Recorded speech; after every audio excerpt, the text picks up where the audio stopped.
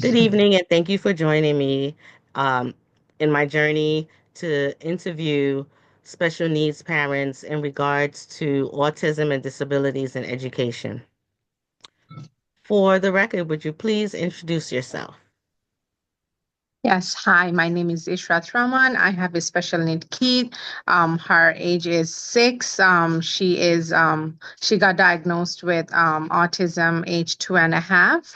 Her full name is Saniza Inara Islam.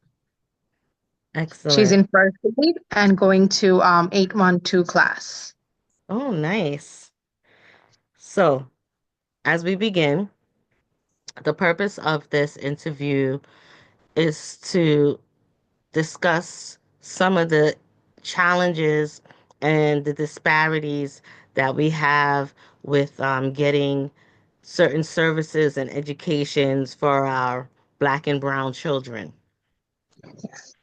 I'm going to ask you a series of questions and feel free to be honest.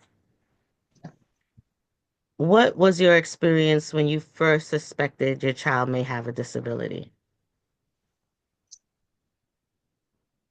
Her speaking, because when I took her to the doctor for her when she was 2, um, we changed the doctor because our previous pediatrician he left, so we changed the doctor. So when it was her well visit for her second year, and the doctor was, trying to do the audio test on her and asking her a series of questions, and she wasn't really responding. And that's when she told me that she is thinking it might be ASD, and that's when she refer us to the what's that program? Early intervention? Early intervention. Correct. Sorry. Okay. Yeah. So, with your culture and your background, do you feel that you've met any resistance or have had any difficulties in getting services and her diagnosis? Yes, it wasn't easy only because when she born, right after that, when she got diagnosed, right after that, the COVID hit. And obviously, when, we went through the early intervention, everything, all her, before she got, before she got the services, they actually did the online, what is it called? What did we do? Um, Online like her therapy? verification, yeah, like on before online therapy, they did the online verification. I was with her, they watched her and make sure, she has all the, you know then they took notes and everything. Then finally when they gave her the services, everything was online.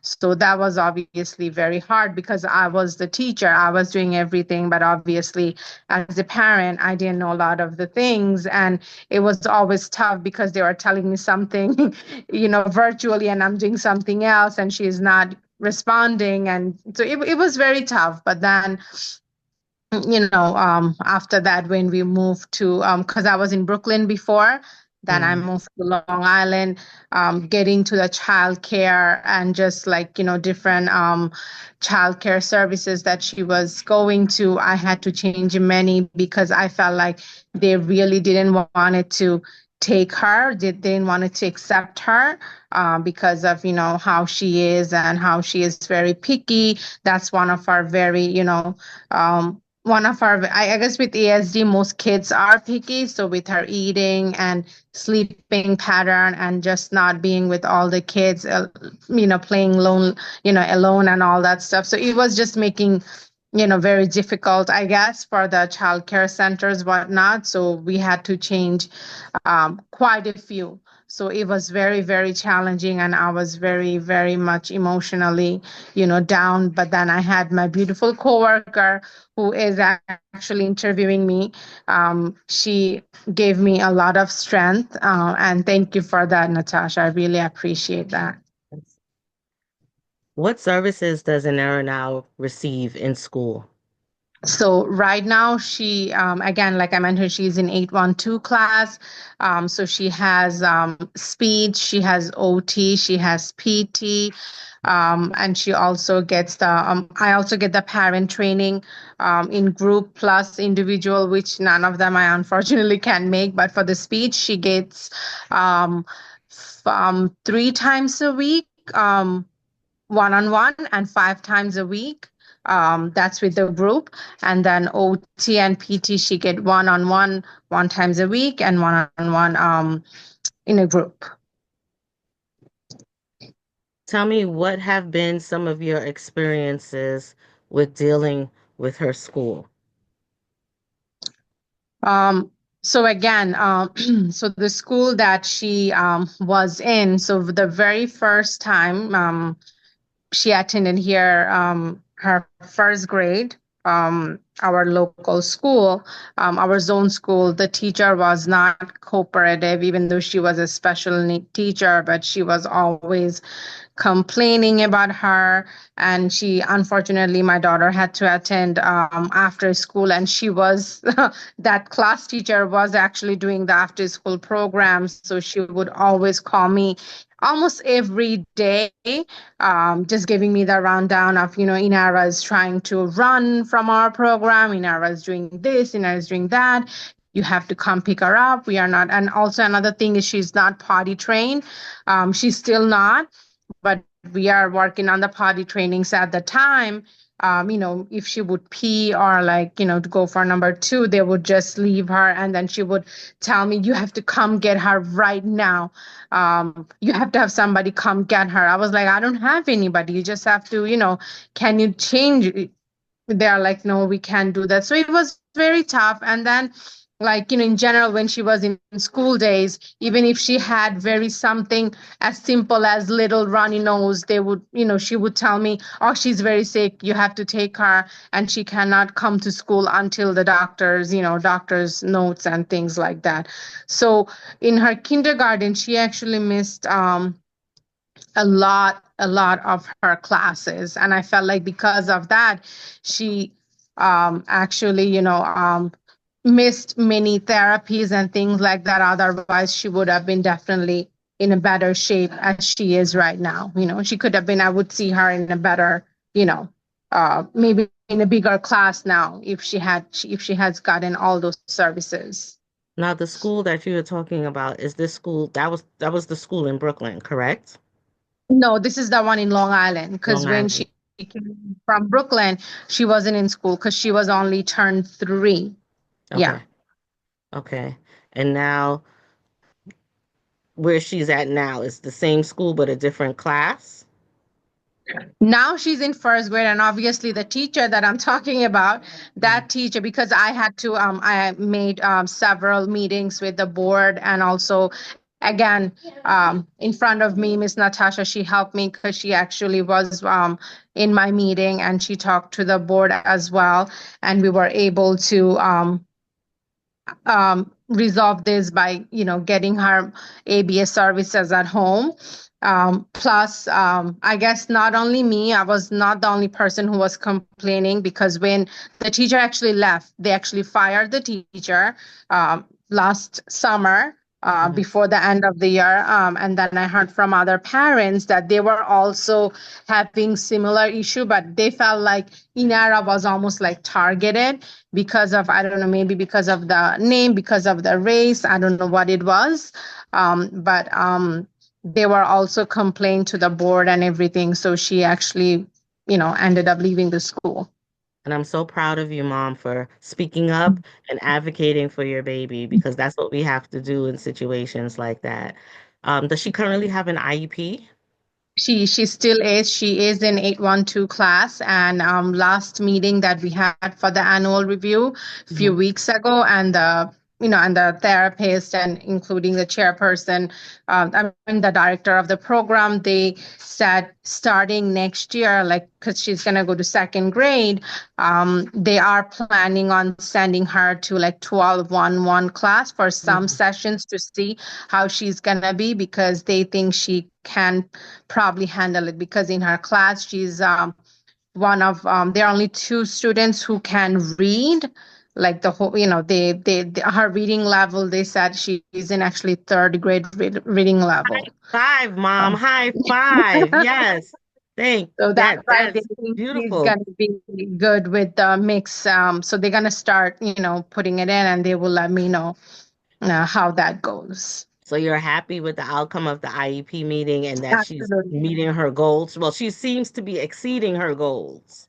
Yes, yes, yes. And again, like we also talked about something that right now the most issue is like, obviously she still have this speech delay, right? But her most thing is like when she is not focused. So even though as simple as we're calling her name by telling her Inara, Inara, Inara, she won't respond. But when she's focused, she's actually responding to your question. She's doing everything you're telling her to do. So that's the main thing that right now we are currently facing or challenging to us. Mhm. Excellent. What kind of support networks do you have in place for your family and your child? Do you have any support networks in place? Uh, as per family, my sister is a teacher. So I forgot to mention. So when she was very first time, when she, right before we were gonna take her for her second year appointment, well visit with the doctor. My sister is like, because she's a teacher. So she was at the time she was doing her um undergrad, like in her last class for teachers. I think they have to go through like a some kind of they have to do like some kind of teaching in the school. So she was actually part of like a special neat classroom.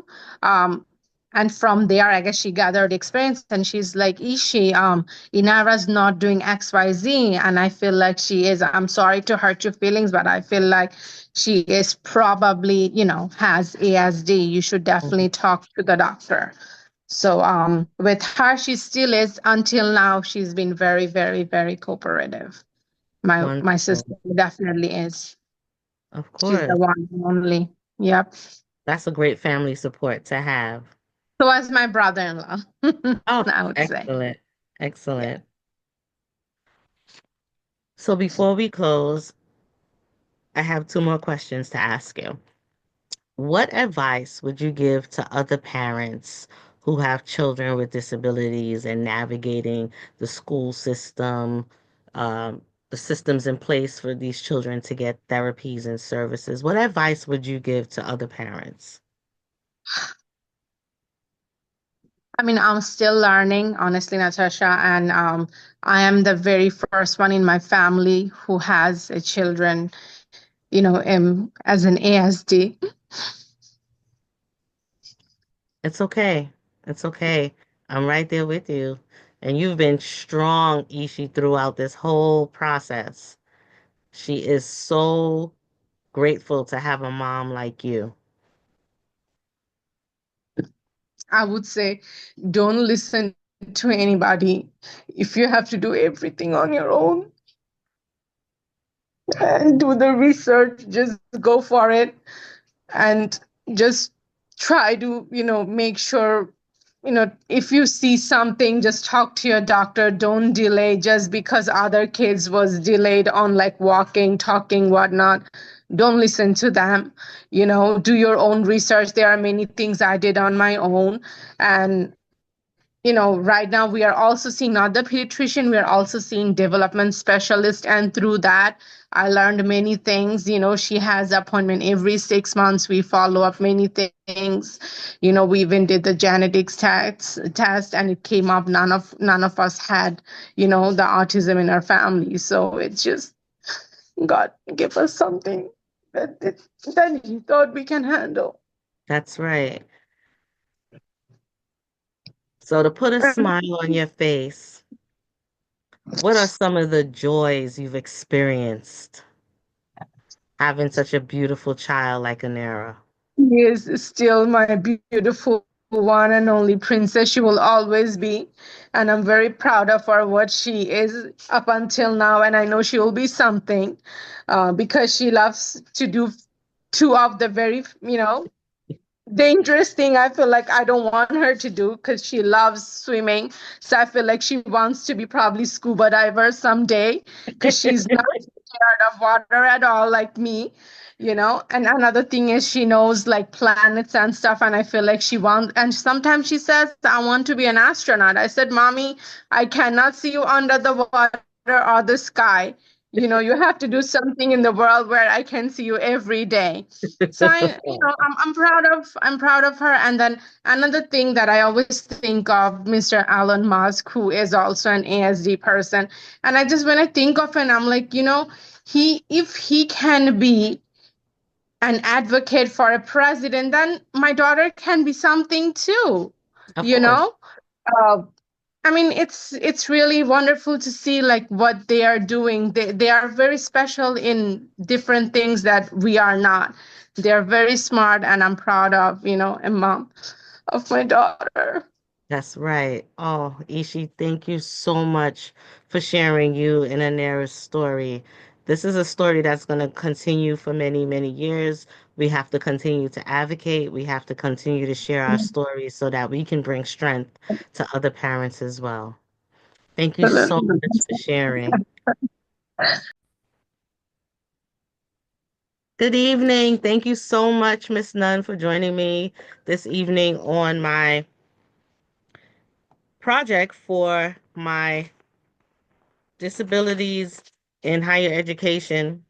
I'm studying at SPS, the School of Professional Studies, in the graduate certificate program.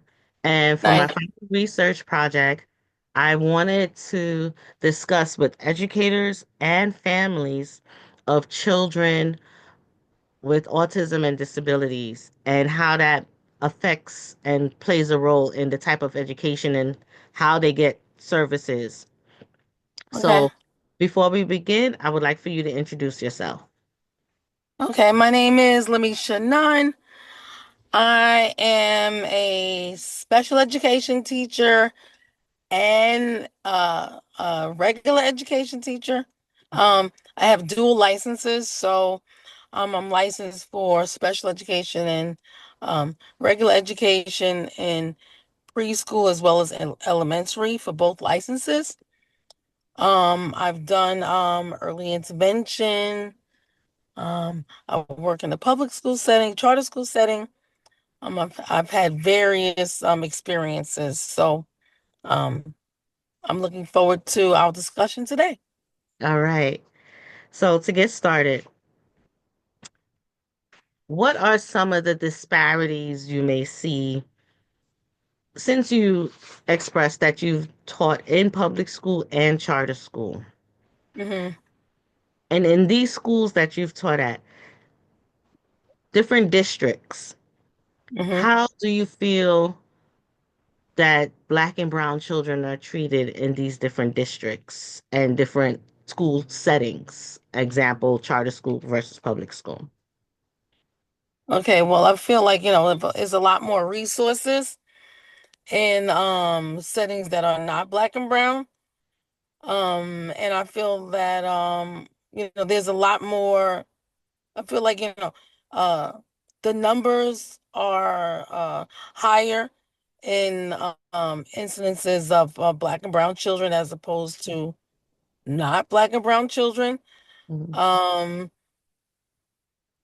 yeah, it's a lot more kids. So I feel like, many more kids are in the Black and brown communities that need help. And I feel because there's so many children that need to be serviced, they don't have as many resources. Um, and I feel like they're not focused on as much as in other communities. And also in regards to preschool level is a lot more there's a lot more providers available in the preschool level as opposed to elementary. Um, so it's interesting as far as the differences. I'm not sure if that answers your question. It does. It does. Do you Okay. feel that some disabilities get a different type of attention versus another type of disability? For example, autism versus dyslexia. Do you feel like the different disabilities, there's preference, there's better Yeah, okay. treatment? Um, I'm going to say it's more I would say it's more providers as far as autism. And I'm not sure, as far as the education is concerned, there are a lot more classes available for those that want to focus on students with autism as opposed to those that want to focus on kids with dyslexia.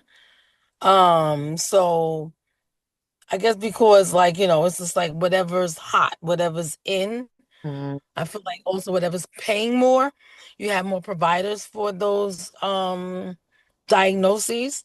So of course, like in autism is a lot more diagnoses. So it's just like a lot of people are getting uh those those how do you say this? Like the education as far as like how to handle kids with autism, as opposed to dyslexia. You don't find like even when I was in school, you don't find people saying, "Oh, I want to focus on kids with dyslexia." It's like, "Oh, I want to find students that are autistic."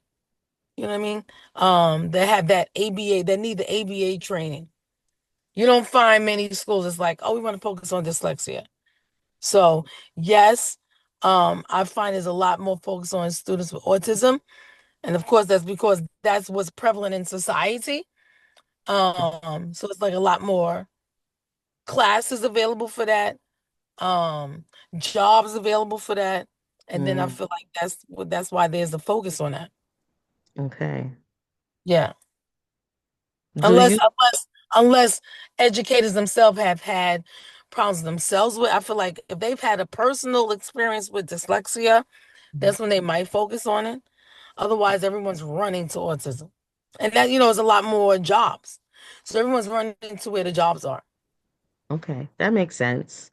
Do Yeah. you feel like you're adequately trained and supported as a teacher with a wide range of disabilities? Like, for example, do you feel adequately supported in teaching a student with Down syndrome or autism or what's another disability that's in a Well, wheelchair?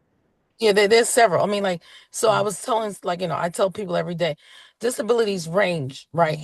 And, a student with disabilities with that label, it could be a student that has diabetes. A student with disabilities means that they need that extra care for whatever reason. It could be that they have high blood pressure. It could be that they have diabetes. It's not always autism or dyslexia, or they need a wheelchair. It could be anything where they need that special one-on-one focus. You know what I mean? It's a wide array of issues that the student may have.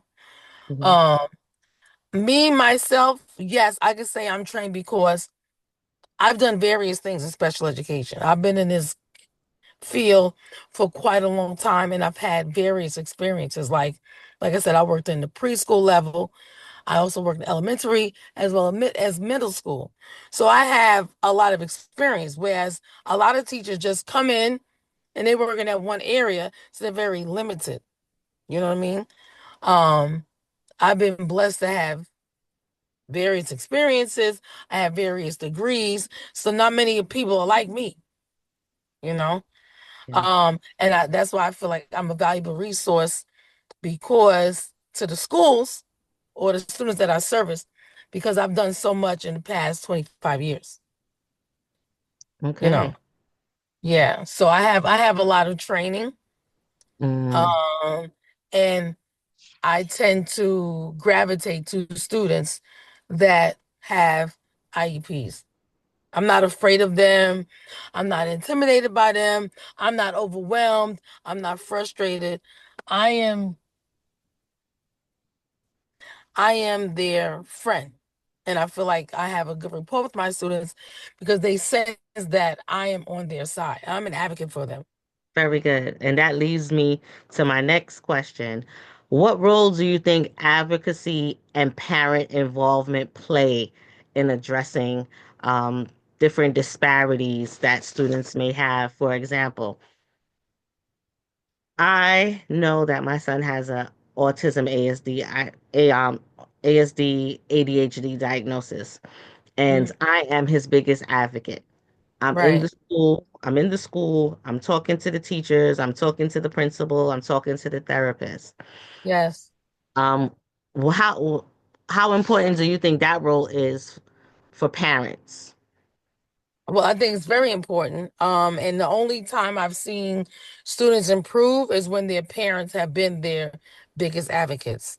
I had a student many years ago. I was his early intervention special education teacher, and he also went to a special education school. So he went full time for preschool, and then when he came home from 4 to 6, he was with me. And now he just graduated high school. He's thriving. He's doing very well. As a matter of fact, I think he's independent. He has his own apartment. He's functioning quite well. You would never know that he was at one time diagnosed with autism because he has thrived. And I know for a fact that is because his mom, she did not play. She made sure she advocated for him with whatever services he can get, and she got that for him. And he's a wonderful student now. He Margarita, thank you so much for joining the Zoom meeting today to help me with my final research project and talking to parents and educators on autism and disabilities in education. So before we begin, please introduce yourself and tell me about your children. Okay. My name is Margarita Canales. I have a daughter that's going to be 20, and my little one's going to be 13. My little one is the one that's autistic. Okay. And what was your experience like when you first found out or first suspected that your child may have a disability? My mom suspected it first because Avery wasn't making eye contact with her. With me, Avery seemed okay. She made eye contact with me. She talked with me. She laughed. With my mom, she would not respond to her, not make eye contact with her. So my mom is the one that brought it up. And then when she was in school, she was just socially awkward and had a lot of outbursts. And that's when we had to figure out what was going on. Okay. Um, can you tell me about the process of getting her diagnosis and what challenges you may have faced? So the school actually did everything. The school helped me greatly. They brought everybody in to actually test her and to see if she was autistic. Um, the progress was slow. Um, when they're younger, it's a little bit harder because they don't know how to express themselves. So it was frustrating, and I had to watch her and learn how to be with her and teach her from her. I had to take cues from her. I had no idea what to do. By any chance, did you feel that your cultural background or your race played a role in how your child's needs were perceived or addressed during the diagnostic process? No. Um, the school that she went to, it it had a lot of Hispanics in it already. Um, no, it did not play a role at all. They really helped me and made the process easy actually.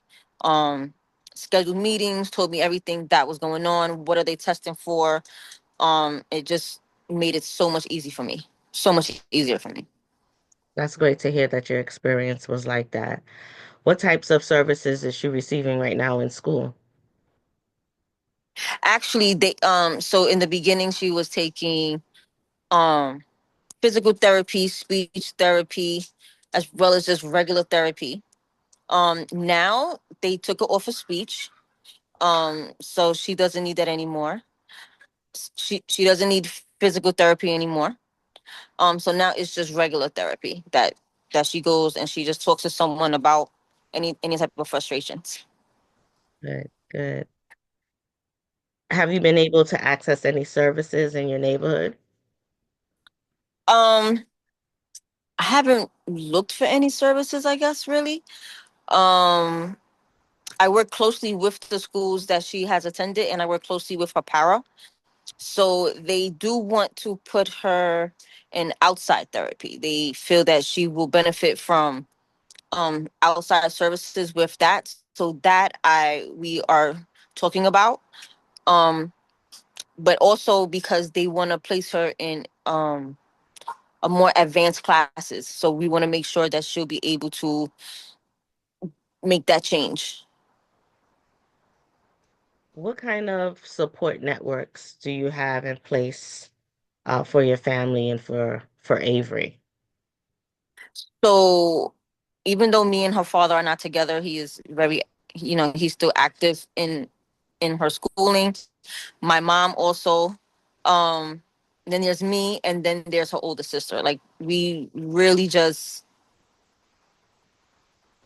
navigate, well, however she may need help, and we're just there and we listen. And she likes to talk, so that's the main thing, is that we just let her talk about anything and everything, and whatever she doesn't understand, we do try to explain it to her. Great, that's But good. family, family, yeah, they're there.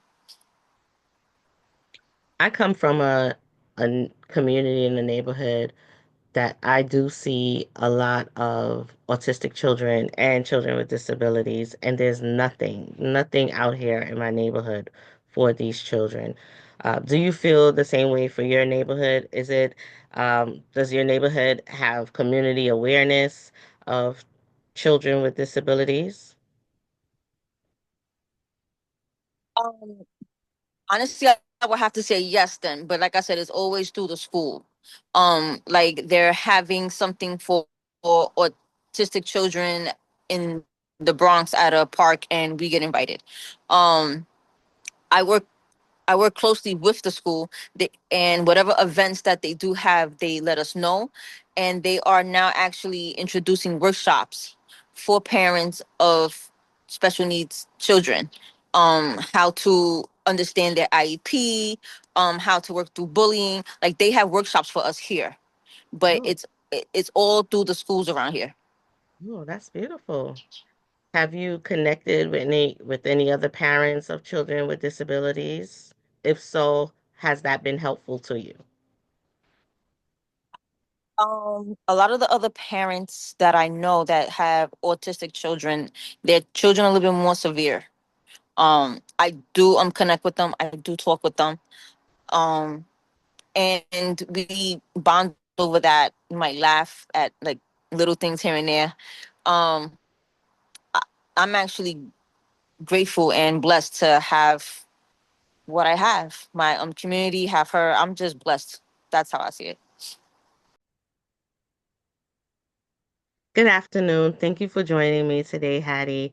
The purpose of this Zoom is for me to get a perspective other than an educator and a parent on autism and disabilities in education and the disparities that some of our Black and Brown children face. So, without further ado, would you please introduce yourself?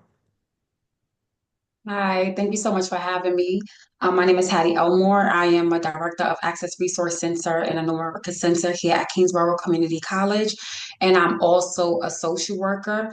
I provide social services. I like to call it human services here for our college community. So I serve students on a macro level, which means I deal with all types of students.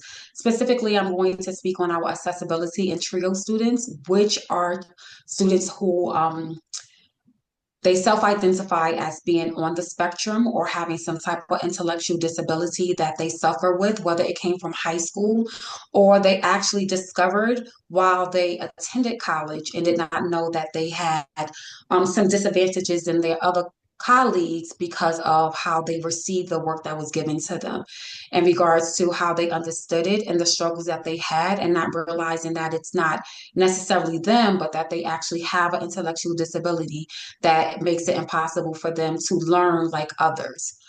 Um, But when we talk about, if we're talking about DOE systems, if we're talking about children in primary school, and we want to see where this all starts from, we can say that some of the disadvantages that Black and Brown children have is their neighborhoods, right? We're looking at the people who are actually servicing them in the schools, and the lack of guidance in regards to counseling, resources, those who know how to identify a student with having either a behavioral disability as opposed to intellectual disability, misdiagnosing our students, putting labels on students when they shouldn't have a label on them, ready to dismiss them, and not actually feeding into what the issue may be, right? Because some of our children, they have high IQs, but they sometimes misbehave or they don't do well in school because they don't want to stand out. They don't want to be different from the rest of the students that are there, so they hide things like that. And sometimes it's students who are extroverts and they are not social, and it may be a social issue for them. They may be an only child, or we don't know what type of homes they're coming from. We can't assume that they're coming from a loving and nurturing environment that makes them feel safe enough to speak on the things that are bothering them. So they don't speak as much, and it's because it's out of fear, right? But you're thinking that they have an intellectual disability, and they actually don't. The problem is that there's trauma going on in the home, which doesn't allow them to be vocal or to speak on things, and because the trauma is what's keeping them shut. Once again, misdiagnosing students. I feel like a lot of parents don't understand the ages and the stages and the development of children, that they think their child has ADHD. Everyone wants to put labels, right? Everyone is a narcissist. Everyone has ADHD. People like to self-diagnose. And trust me, I went to social work school, and all of us were kind of diagnosing ourselves once we learned new behaviors and things like that. But I think that what's happening is that we're unaware. We're not really looking at the child. We're not looking at the behaviors. We're not having conversations with children and finding out what's going on with them. We're putting on what's going on with them. We're making our own assumptions. We're putting our own diagnosis on them, and then they're not properly being evaluated. I think another disadvantage that they have is, once again, we're going to take it back to the parent, right? Because the home is your first teacher. I think what happens is that some parents are in denial about their child because they don't want their child to be different. A lot of people want their child to be cute and handsome when they come out, but they're not thinking about them being in their right mind, having 10 fingers and 10 toes, not having any type of disabilities or any elements that might prevent them from being at a certain level. And what happens is that they find out that their child is delayed, right? Their child is not speaking when they're supposed to. Their cognitive levels aren't where it's supposed to be. They're not doing certain things like saying bye, bye, bye, like just little things, or saying the M for mommy. They're not picking up things and grabbing onto it, right? So they're looking at the developmental stages and they're seeing that they're not where they're supposed to be. However, they're not telling the doctors, they're not telling their pediatricians, they're not having a specialist look at them, they're not going for a second checkup or a second opinion of what's going on. And it may be because they're not aware, right? So when we also talk about parents, we also have to talk about their awareness. Do they themselves have a disability where they can't identify their child as having this disability? Are them themselves being undiagnosed? Like I said, we had students that will come on campus and they haven't been to school in years, and then they get into a certain class and the letters don't look the same. They're not comprehending, they're not taking in things the same. They have test anxiety anytime they have a test. They're understanding that even when they read the passage and a professor breaks it down, they're still not understanding. Even if they go to the dictionary, they're still not understanding. So their process levels is different. So that is one thing. I am learning that a lot of our high school students who come straight out of high school are not being properly guided by their guidance counselors. They're not really pouring into the students and supporting them on college life, what the transition looks like, work-life balance, what that looks like, basic coping skills, what that looks like. And once again, and some of these students are coming out of those schools with IEPs, and they're not telling them it's okay to tell the school that, because these are the resources that these schools have. So we want them to apply to all of these schools without also letting them know the resources and the student services that these schools have, which is extremely important when we think about that demographic and our underserved population, which are brown and black children, and knowing that they will need those additional resources when they go to these campuses, whether they're going away, whether they're going to a private school. That's not what it's about. It's allowing them to know where their support is on these campuses. And they're not being told that, nor are they feeling comfortable to identify with having an intellectual disability, right? So therefore, they're not getting the support they need. So we find those students who are doing an extra 2 to 3 years Mhm. in college because of that. Um, so I think that those are the biggest, I know I said a lot, but those are several reasons why a lot of our students are being underserved, and why um, when we look at our students who are happen to have autism or be on the spectrum, no matter which level that they're at, not understanding their diagnosis, not being treated properly for their diagnosis, and then not being aware of the resources for their diagnosis.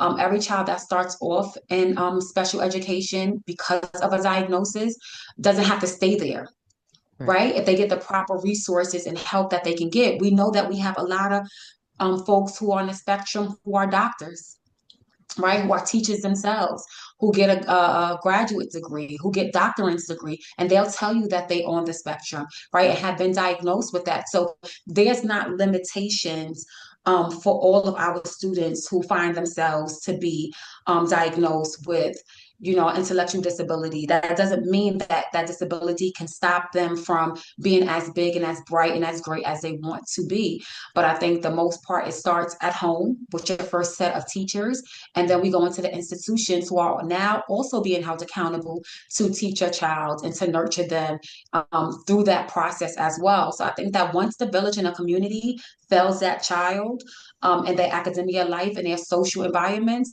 I think that that's where things start to go wrong, what their limitations are, so that you can prepare them for the future and what that looks like for you. You can see all of your options, especially if you're a single parent and you need to know what additional support is out there, because I cannot hold this burden alone. Mhm. Right? Because it's too much for me to carry. So now you want to figure out, what are the resources? There's so many resources in our communities that we don't know about because they're not strongly advertised. They're not going to be on the commercials. They may not be flyers everywhere, right? Mhm. But Google can be your friend when you're thinking about free resources in your neighborhood. Single Stop USA is one of those things. The Harlem Children's Zone in Harlem is one of those things. So you want to look at Catholic Charities is one of those things. So you want to look like The Door is one of those resources. So you want to look up the resources in your neighborhood to see if there's a center that can support you in your needs and what your children need, and for advocacy as well. Patty, again, I thank you so much for sharing your insight and your knowledge with myself, as well as all the parents and educators that will be looking and viewing this video. Again, thank you so much. You're more than welcome. Thank you for having me. As a special needs mom of an autistic boy, I will continue to be his advocate, as well as an advocate for all autistic children with disabilities.